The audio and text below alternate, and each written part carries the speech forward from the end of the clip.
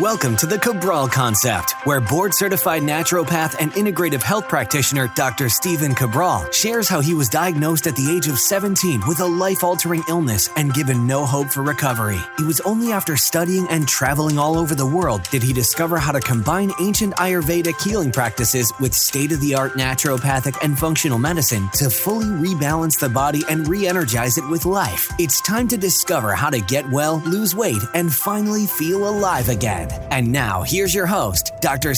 Cabral. Hi, everyone, and welcome back to the show. It's great to be back with you here today. I'm excited to get into a second round of our community's questions here on our Cabral HouseCalls that we do each and every weekend. Yesterday, we went through about 8 of our community's questions, and today I'm looking forward to tackling some more. So if you are unfamiliar with the Cabral concept, if you're just tuning in this weekend, maybe for the first time, every day we have a different theme show. We have Mindset and Motivation Monday. We have Total Wellness Tuesday. We have Wellness and Weight Loss Wednesday. We have a Training Thursday or a Toxic Thursday. We have our Friday review where we go over the best of the week, product reviews, book reviews, etc. And of course, always some research that you can use in the real world, in your life right away. And then on the weekends, Saturdays and Sundays, we answer our community's questions with the Ask Cabral show, which we refer to as our Cabral House Calls. So I'm always excited to get into each and every individual show for different reasons. The different themes keep it interesting for me as well. And I hope that you've been enjoying past podcasts if you're just catching up. For all previous podcasts, head on over to stevencabral.com/podcasts, and all of the previous 1,192 shows are right there. I'll tell you right now, if you go back and you listen to all those podcasts, you will be at the top of your field in terms of health. I really believe that. Whether you just want to know more about healing yourself or you want to learn more about healing others, I'll tell you right now, if you listen to those 20, 25-minute shows, and you take in multiple per day, health will start to become a bigger part of your life as well. And I think that's such a huge thing, because without our health, without getting back the energy, the vitality, the zest for life, taking care of this organism that we move through life through, that you're not going to have the ability to accomplish a lot of things that you want. So hopefully the Cabral concept has been helpful in some way, and I appreciate your listens, downloads, and reviews. Let's now get into our first question, which is from Wansima. It's Wansima, Wansima, or Wansima. It says, "Hi, Dr. Cabral. My 2-year-old son has had his adenoids out and air grommets put in at 15 months. He is now 2, and his grommets have come out, and I see the symptoms of his constant runny nose come back. I've heard that food sensitivities can sometimes cause these symptoms, and kids are getting these procedures done when it could have been avoided. What are your thoughts on this? I've ordered the Equilibrium food sensitivity test for him and also had him dairy and gluten for 6 months. Thanks for bringing your amazing knowledge to all of us listeners every week." Thank you so much for writing in. I appreciate the question, and absolutely. So the unfortunate thing is that everyone in my family, both my brothers and my sister, we all had issues with our tonsils, our adenoids, and putting in the ear grommets to allow for basically mucus flow. I mean, that's really what we're talking about, the congestion in the ears. So here's the thing. If we knew what we know now, then there would be none of these issues. There wouldn't. Because without a doubt, the issues came from us drinking Kool-Aid, eating gluten 3 times a day, eating dairy 3 times a day, 4 times a day. And in my family, for sure, like most families, cow's milk is a sensitivity. So if you've not run that food sensitivity test, anyone out there, and your child has ear, nose, and throat symptoms, I can't recommend that enough. Get rid of the cow's milk dairy. Just get rid of it. There's not a need for it. You don't need it. Once your child has weaned off nursing, they're over 2 years old, they're over 3 years old, it's now time to move on. And that is my greatest advice for these particular types of issues. Now, I would also go back and I would type in at stevencabral.com/podcast, Children's Immune Protocol. And you can just type in Children's Immune. And we have a protocol of all different types of natural supplements that you can put in a little like cough syrup cup. And you can drink that whenever your child's feeling run down. We do the same thing for our girls. I don't believe that Equilibrium even makes any of those products. And they're all phenomenal because my job is to be unbiased and bring you the best of the best from everywhere. So I can't recommend that enough, and you are on the right track without a doubt. Mel is up next. Hi, Dr. Cabral. May I get some feedback on Lugol's iodine, please? My thyroid levels are in the optimal range, but when I paint a hand-size amount of Lugol's iodine on my skin, it fades generally within an hour or two. Do I need to keep doing this or not? Thyroid levels were taken before I started painting the Lugol's. I asked on your Facebook page, but no one was familiar with it, and it was suggested to ask here instead. Many thanks, Mel. Mel, I'm happy to answer this. This is absolutely the right thing to do. Ask in the Facebook group first. That's at cabralsupportgroup.com. And if they don't have your answer, I'm happy to answer it for sure. Yes, typically if you paint even just a quarter size paint of the Lugol's iodine. Now, it's not paint for anyone out there. Lugol's is basically iodine, and iodine is a rust color. You put it on your skin, and if it does absorb within that hour or so, it could mean that you are deficient in iodine. Now, if it doesn't absorb, it typically means the body doesn't need all that iodine. I like the test. I do like the test, just like I like the zinc test, where you can basically put a mouthful in your mouth of this zinc-based fluid, and do you taste the metal-y taste or not? And some people do, some people don't. It's called a zinc challenge. But really what I recommend is having your levels tested. You know that I'm big on functional medicine testing because you don't guess anymore. Like, that's my biggest thing, is where you just no longer guess. So, and I did a show last week, and it was on the thyroid, the 5 stages of thyroid dysfunction. And I would love you to tune into that show. So let's get that show for you. It was 1189, StephenCabral.com/1188. StephenCabral.com/1188. The 5 stages of thyroid and metabolic breakdown. So that's a great one to really test your T4, your T3, your TSH, and your TPO antibodies. Now, you can also do other tests that would test for your iodine levels, okay? And that would be a urine-based test. And the urine-based test, you can test for arsenic, bromine, cadmium, mercury, and then you would also get selenium and iodine. And the reason why I like that test is that it gives you basically 4 toxins that would destroy, really break down the thyroid or block thyroid function. And then it would test for selenium and iodine that you need to know what your levels are for optimal thyroid function. So you can run that with your local functional medicine practitioner. You can run it with your local integrative health practitioner. You can run that with us. We're happy to help. Just let us know what you need. And of course, we're there for you. You can always email support@equilibriumnutrition.com or support@stephencabral.com. Okay, next up on the show is Cristian. Cristian's writing in, hey, Dr. Cabral, great show. I put everyone I know onto it.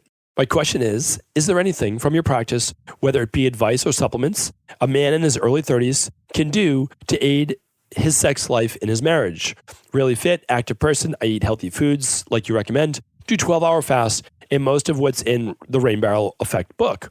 Otherwise, healthy but struggle to maintain erections for long periods like I used to when I got married in my mid-20s. I don't know if it's the years of porn which I gave up a year ago, a physiological or psychological issue, but if you can recommend anything, even in the short term, I'd be most appreciative. Thanks. Cristian, happy to answer this question. Thank you for writing in. I work with a lot of men in this particular area with erectile dysfunction, also referred to as ED. I just taught this actually in the adrenal hormone protocols in IHP level 2, the integrative health practitioner level 2. And the interesting thing is this, you can actually get erectile dysfunction from too high of cortisol or too low of cortisol. So that's important to look at. And also, you can obviously have erectile dysfunction with low DHEA and or testosterone. So what I would do is this, hands down, no doubt about it. I would either run the thyroid adrenal hormone, which I would recommend because it also looks at blood sugar, or I would run the adrenal hormone, which is going to give you your estrogen, progesterone, testosterone, DHEA, and cortisol 4 times throughout the day. So we'll test everything. Now, you want to run that on a normal day, a normal work day, a regular day to look at your stress levels, to look at your testosterone, DHEA, and also maybe you're converting too much testosterone to estrogen. So we'll look at that as well. So I'm a huge fan. You either run the upgraded one, which is the thyroid adrenal hormone that gives you your thyroid levels too. If you have low thyroid, you can also have trouble with erections. So again, I would run the thyroid adrenal hormone. It's an extra $100, I believe, but it's absolutely worth it. It gives you vitamin D, T4, T3, TSH, TPO antibodies for your thyroid, and it gives you your hemoglobin A1C and insulin levels. So really important. Okay, so now if all your levels come back normal, what I would do is I would definitely look into the mental-based aspect of it. And I would look into stress or trauma, or I would look into what's going on in the subconscious mind. So I recommend both. But again, if this is a physiological issue, meaning like your physiology absolutely affects your psychology. But what I would do is I would first look at the physiology of the body that we can honestly, if it's low testosterone, I've done shows in that. I mean, we can boost that testosterone back pretty quick. I mean, I run my labs all the time and I maintain high levels, like high normal levels that I feel are appropriate for my body. And I do that just through good, healthy living, like you're talking about, through the rain barrel effect, and also good nutritional supplementation, such as the one I mentioned on that show, B vitamins, zinc, vitamin C. If you're not using those, can't recommend them enough. And also make sure that you're not overdoing it in the gym. So let's see if I can find that show for you on testosterone. I would love to be able to find it, but of course, you can just go to stevencabral.com/podcast for all the previous podcasts. All right, the show you're going to want to look into is episode 1173, stevencabral.com/1173. All right, check out that show. And Cristian, I do hope that you find the help that you're looking for. And I have no doubt that you can. Remember this, you're a fit guy, you're in your early 30s. This should not be an issue. You'll be able to figure this out. Also, just make sure you're not on any medications, because medications can have a side effect with erectile dysfunction. Antidepressants, blood pressure, blood thinners, allergy-based medications, all of those can have issues as well. Sometimes even Propecia for hair loss. All right. Let's move on to Hannah. Hannah's saying, I struggle with IBS-C and it's incredibly uncomfortable. Can you give any advice on how to help this? Thank you for all that you do. Okay, so for those of you who don't know what IBS is, it's irritable bowel syndrome. And it's funny that we give that as a diagnosis, meaning like you go to your doctor, they send you to a specialist, whoever it might be for a specialist for that, whether it be a gastroenterologist, GI, whatever you want to call it. And then they say, well, yep, you have IBS. And then you go home and you look up IBS. And you're like, oh, good, I was given a diagnosis. And you look it up and you're like, oh, it means irritable bowel syndrome. Well, yes, of course, I have irritable bowels. I really didn't need to go to the doctor and spend all that money to be told I have irritable bowels. What I would really like to know is, why do I have irritable bowels? And we'll get to that right now. And so the dash C is just a new thing that they're adding, and it's irritable bowels with constipation. So here's the thing, that I've done many, many shows on IBS, and you can fix IBS, in my opinion, within 12 weeks. It's actually not an opinion, because in our practice, we've done it thousands and thousands and thousands of times. There's not a week that goes by in a 52-week year that we haven't helped at least one person, I would say at least 10 people, with digestive-based symptoms. Bloating, gas, burping, diarrhea, constipation, poor digestion, acid reflux, etc. And the reason is that there's always an answer. And it's actually not that difficult. So here's why. It's going to be parasites, H. pylori, bacterial overgrowth, which we call SIBO, or it's going to be candida and yeast overgrowth. The other issue besides those can be food sensitivities. And the other one that people overlook is stress. Because stress does not allow for proper peristaltic movement, which means you can be constipated, or you can alternate between constipation and loose stool. And there's one more. If your IBS comes about 5 days to 7 days before your menstrual cycle, it can actually be caused by estrogen dominance. So again, I've done many, many shows in this. Estrogen dominance I just did this past week, so this is good timing for these questions. That would be on episode 1187. All right, so that is the show on estrogen dominance. Here's what I would do though. Now, again, you can't figure this out through a book. Like, it's just not going to happen. So you can work with a local practitioner. You can work virtually with an integrative health practitioner.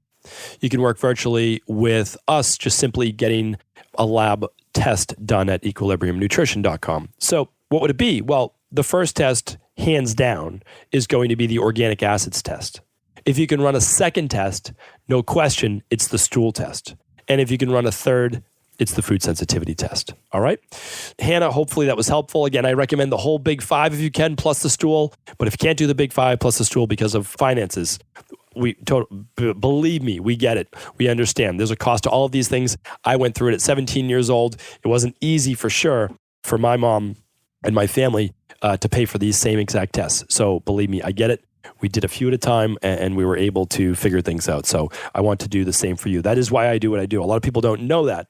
I open sourced. I think we are one of the first companies, if not the first company, to open source functional medicine lab testing pretty much anywhere in the world. And we're extremely proud to be able to do that. That is our mission, is to enable people to get these labs that typically you would have to go and find a functional medicine doctor for, have them write it out for you, and enable you to do it. So we're just very happy to be able to do that. And we do try to give those to you at the lowest possible price. Keep in mind, ours, which is very different than a lot of other companies that are kind of taking advantage of people and popping up, is that we don't sell your data, we don't sell your information, and you also get me reviewing your labs, and you get a call with a live person, one of my trained, certified health coaches, where most places just give you a plan that isn't based in the real world. So anyway, Hannah, that's how you figure this out. Honestly, you'll get the whole plan. You'll see exactly what to do. And if you say, well, I can't afford the lab testing, I get it. I understand. You can move right into the Candida and bacterial overgrowth protocol, and then just add the citricidal drops, because you don't know if there's bacterial overgrowth, so you might as well add those. All right? Larissa's up next. Hi, Dr. Cabral. Love listening to your podcast. I've been listening every day for a couple of years now. You're an incredible human. I'd love to hear a Friday review of the benefits of EDTA and any specific herb supplements as part of a heavy metal detox. You know what? I'd be happy to do that, Larissa. And I haven't spoken about that before, except it is part of our heavy metal detox, and it's part of our Candida protocol as well. So we use EDTA as part of a natural biofilm disruptor, because remember, a lot of people with Candida overgrowth, SIBO, etc., have a lot of heavy metals trapped in that biofilm, and no one ever talks about that. And I just haven't talked about this specifically, but again, we also have a heavy metal detox that I recommend every human alive do once a year. And the reason is that I can almost guarantee you, as in like 99%, will have elevated levels of aluminum. Aluminum is pervasive in our environment. There is no escaping it. It's like corn. It's everywhere, right? They use corn in everything, almost like they do soy. So I can't recommend enough. We don't overdo EDTA, all right? We use a lot of natural products, and that's just part of our overall formula. So I will do a show on EDTA, and Hannah, Larissa, I apologize. Larissa, I will mention your name. All right. Let's move on to Krista. Krista has a very long question. So if you want to read the whole question, head on over to stevencabral.com/1192. Hi, Dr. Cabral. I have 2 preteen sons with multiple tics. Technically, they would be diagnosed with having Tourette syndrome. They have other issues, including digestive issues, anxiety, OCD, eczema.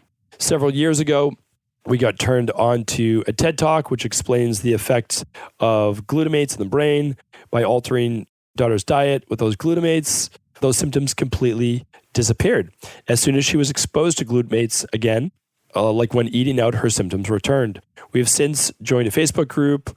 We have showed about 90% improvement, and our son's improving dramatically. That said, we still see need for improvement, which is why I'm currently running your organic acids test and hair tissue mineral analysis tests. Here are my questions. Are you familiar with Dr. Reed and the success she's having with this protocol? And also, if my kids are responding positively to a decrease in glutamates, should I be concerned with adding sources of glutamates, protein shakes, supplements, and most notably L-glutamine in an effort to heal their gut? My concern is that in this effort to help them, I will be adding to their glutamate load, which will regress so far. I'm familiar with this work even before Dr. Reed was talking about this work. And that's because when you look at how things affect the brain and the nervous system, you can look at glutamates turning to glutamic acid.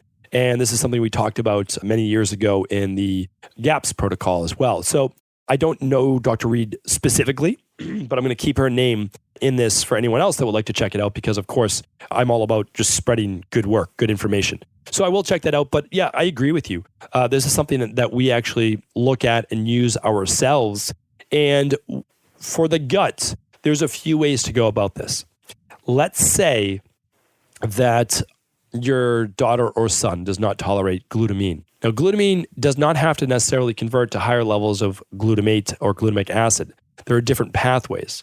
However, genetically, there can be imbalances which may not allow for that. Let me just give it to you.